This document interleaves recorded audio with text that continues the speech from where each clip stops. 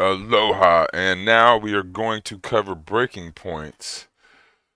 Crystal Ball, and Saagar and Jetty, covering the DNC. What do you call it? DNC Chair, convention. And so Saagar's pretty far right. Crystal's pretty liberal. She kind of claims to be a progressive, I think, but she's pretty liberal. She's a DNC backer. All right, everybody get super excited. We got a new Democratic National Committee chair. Big deal. Ken Martin, the former Minnesota state chair, has won that contest over the weekend as a reminder of what this guy is all about. He is the one who said that, we should absolutely continue as a party to take money from quote unquote good billionaires. We should just avoid those quote unquote bad billionaires in one of the DNC candidate forums. Let's take a listen to what he had to say. There are a lot of good billionaires out there that have been with Democrats who share our values, and we will take their money, but we're not taking money from those bad billionaires. Yeah, yeah. I mean, and listen, obviously, his definition of a good billionaire is just someone who gives the Democratic Party money. So that just frees you up to take money from whoever, whenever. Like, I'm sure they would be happy to welcome Mark Zuckerberg back into the fold, et cetera, et cetera. Let's put the vote totals up on the screen. Ken Martin won with 246.5. I don't really know how the 0.5 works, but anyway. Yeah, I was wondering the same. Yeah. Not important. Ben Wickler, who is the chair of the Wisconsin Democratic Party, won 44.5. Martin O'Malley, former Maryland governor, got 44. Faz Shakira, who is Bernie's chief of staff, who we interviewed here, who jumped in late, gets a whopping 2 votes. Jason Paul, don't even know who that is, gets 1 vote. And then no votes for anyone else. So Marianne Williams. That lady singer didn't get no votes? That's messed up. Williamson was running, no votes for her, no votes for anyone else. I mean, to me, this is just part and parcel she got no votes at all, Marianne. The Democratic Party is so lost right now. They are not lost. They're where they're at. They're very center right. Alexandria Ocasio-Cortez told us there is no left-wing party in the United States, talking about the 2 parties. We have a right-wing party and a center-right party. They're not lost. They're where they're at. So lost. They have no idea how to handle this Trump 2.0 administration.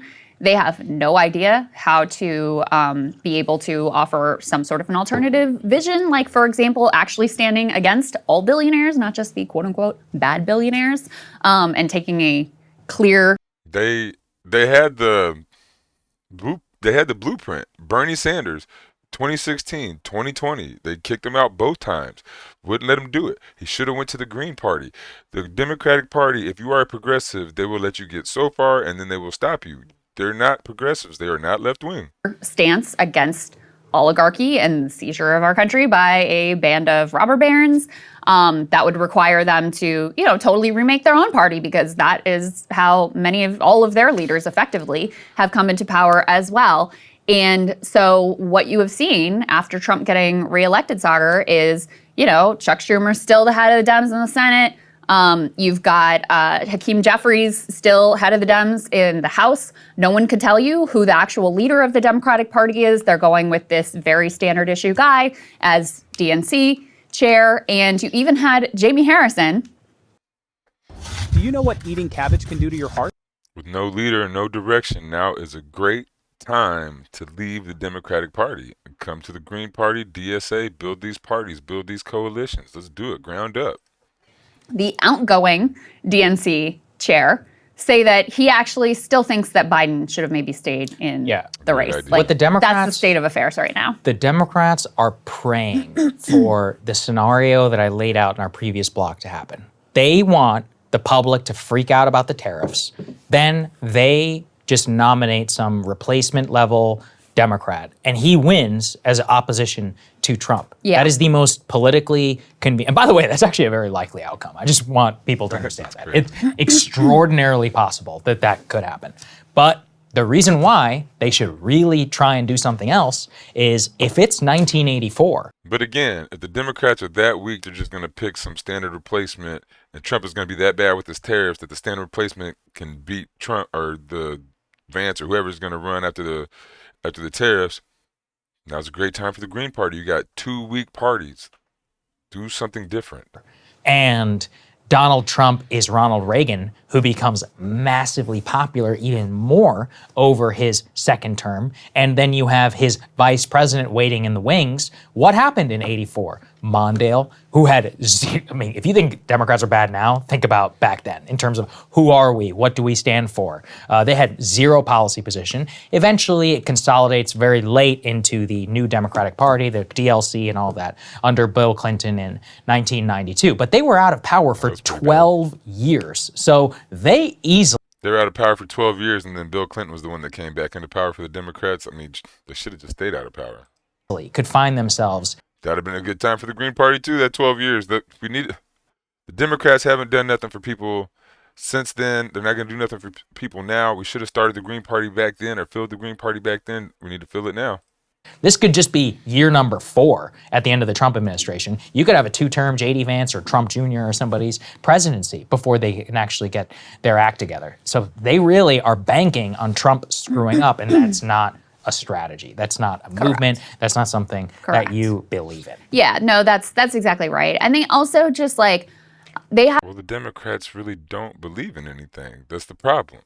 no idea how to deal with the speed of news and the current media environment either. You're definitely right. So, I mean, they're like still processing things that happened on Inauguration Day, and here we are like 10 crises later, and they don't have, by and large, I mean, this is where, like, whatever you think of AOC, she at least understands the new media environment.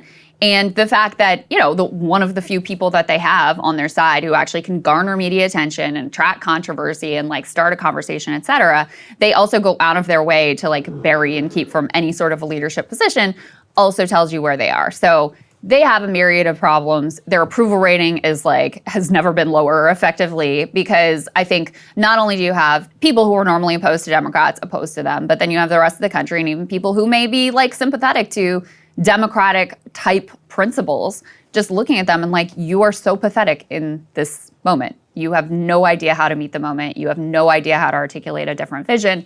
You're just going along and like doing the same things that you've always done. That's BS though. Again, Bernie Sanders was right there doing what they should be doing. They didn't want to do that. So, hey, they know what to do. They don't want to. They don't want to re-electing the same people, same type of people, et cetera.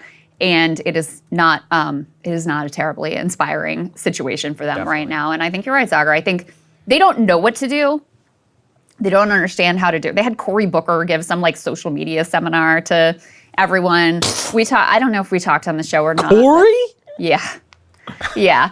I don't know if we talked about this on the show or not, but they had some meeting, I think, of the Democratic senators trying to brainstorm how to like go viral, and they're like, "Oh, Mark Warner made a tuna melt during." No way. I swear to God, you didn't see this? No. Oh my God. Mark Warner made it. You might have been like, I think you were off during that time. Made a tuna melt during COVID that went super viral. It's like, maybe he did that, but no one remembers that. I'm like, I literally have no idea. That's your answer to Trump 2.0, and Elon Musk taking over the government, all this stuff is like, maybe we should do some more online cooking. It's like, oh, Jesus Christ, they're so lost. And they've also, they're not ditching their cartoonish identity politics either. There were a lot of great clips coming out. Let's take a listen to one of them. Rules specify that when we have a gender non-binary candidate or officer, the non-binary individual is counted as neither male nor female, and the remaining 6 offices must be gender balanced.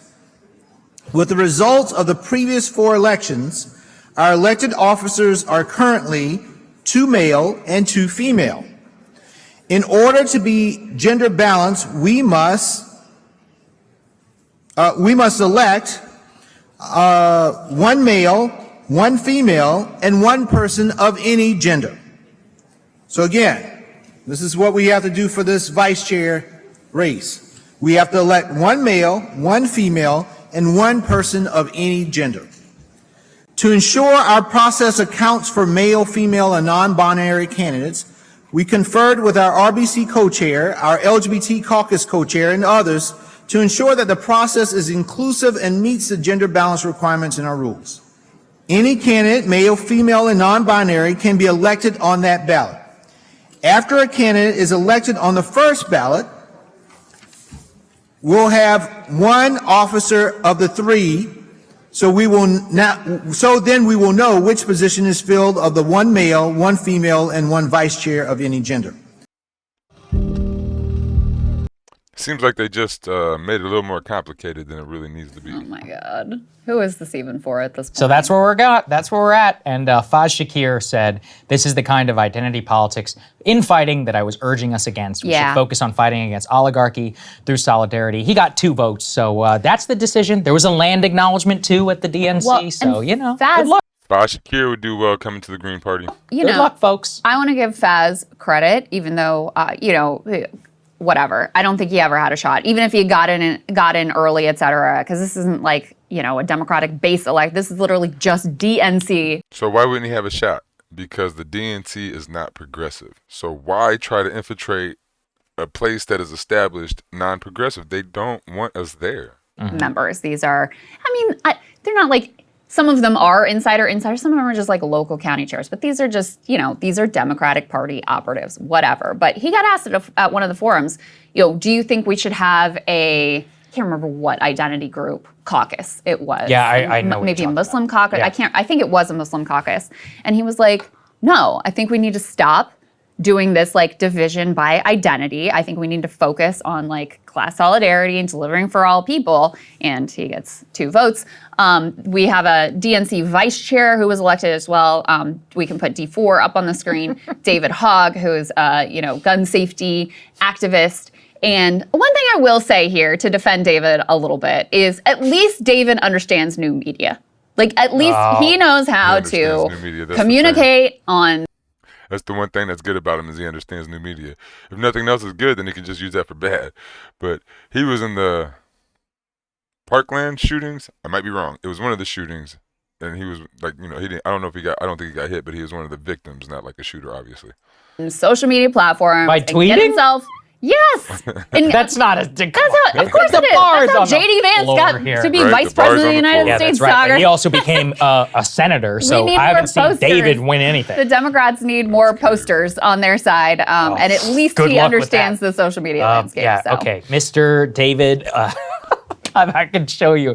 David. He has had more fight in him than like 99% of having Democrats. fight. Okay, yeah, having the fight in you is not a skill. Having the fight in you in the right direction is an appropriate skill. Some of the right direction. He's been some. No, for real. He has. I agree. Yeah. The bar is on the frickin' floor. But why be in a party where the bar is on the floor? I don't get it. Why are you fighting for a party where the bar is on the floor? That's a terrible party. Oops. At least he has been forceful, aggressive. Some of his post-election analysis has been correct. He does understand at least the new media landscape. So, it could be worse. Okay. Could be worse. I think they should hire Parker Short, the kid who's been on our show. Oh, I love that guy. That would be good. Yeah, see, he's the type of person. Hey, David, if you're listening, you should hire Parker Short. That is an immediate endorsement as far as that's going to carry from me. Hey. All right, so that's Breaking Points talking about it. We're just going to keep rolling on along and checking out the DNC chair from across the spectrum.